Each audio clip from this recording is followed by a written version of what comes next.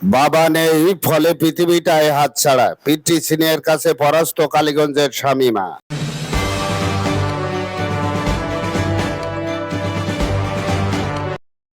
শিশু শামীমার বয়স যখন 3 বছর, তখন সে তার বাবা মাকে হারায়। নিজের কোনো মেয়ে না থাকায় এই সময় 2009 সালের 31শে মার্চ অসহায় শিশু শামীমাকে বাড়িতে নিয়ে আসেন হাসপাতালের সেবিকা রাজিয়া বেগম। সেই থেকে মাহবুব রাজিয়া দম্পতির ঘরে শামীমা মেয়ের মতো করে বড় হয়েছে। এবছর নার্সিং বিষয়ে পড়াশোনা করছিল শামীমা। সে ওই পরিবারের সদস্যদের, বিশেষ করে পালিত বাবা মাহবুব আলমের অতুলনীয় পিতৃ স্নেহের কাছে অত্যন্ত দুর্বল ছিল। স্থানীয়রা জানান, গত 1.5 মাস আগে তার বাবা মাহবুব আলম মারা যায়। এ শোকে কাতর হয়ে পড়ে শামীমা। বাবার অনুপস্থিতিতে প্রতিবেশীদের সাথে প্রায় বলতো, এখন তাকে দেখবে কে, কারণ ভালোবাসার পৃথিবীটাই তার আজ হাতছাড়া হয়ে গেছে। এমন অবস্থায় বুধবার রাতে তার শোয়ার ঘরে ফ্যানের সঙ্গে গলায় গামছা পেঁচানো মরদেহ উদ্ধার করে পুলিশ। এটিকে প্রাথমিকভাবে আত্মহত্যা বলে ধারণা করছে পুলিশ। বুধবার রাতে ঝিনাইদহের কালীগঞ্জ উপজেলার বলিতাপাড়ার ওয়াদ্দাপাড়ায় এই ঘটনা ঘটেছে।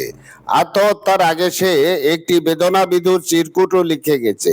লেখাটি এমন: এই পৃথিবীতে আমার কেউ নেই, যে ছিল সে চলে গেছে, আমার আর অধিকার নেই এই পৃথিবীতে বেঁচে থাকার। আমার ইচ্ছার কোনো দাম নেই, আমার মৃত্যুর জন্য কেউ দায়ী নহে।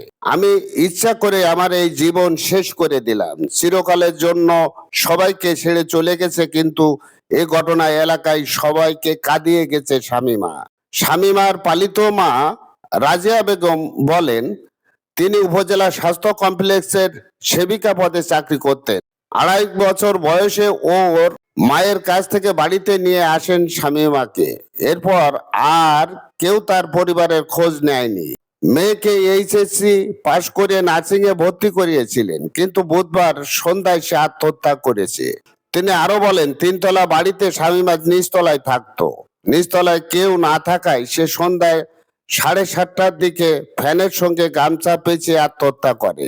কালীগঞ্জ থানার ওসি শফিকুল ইসলাম বলেন, সুরতহাল রিপোর্টে মেয়েটির শরীরে কোনো আঘাতের চিহ্ন পাওয়া যায়নি।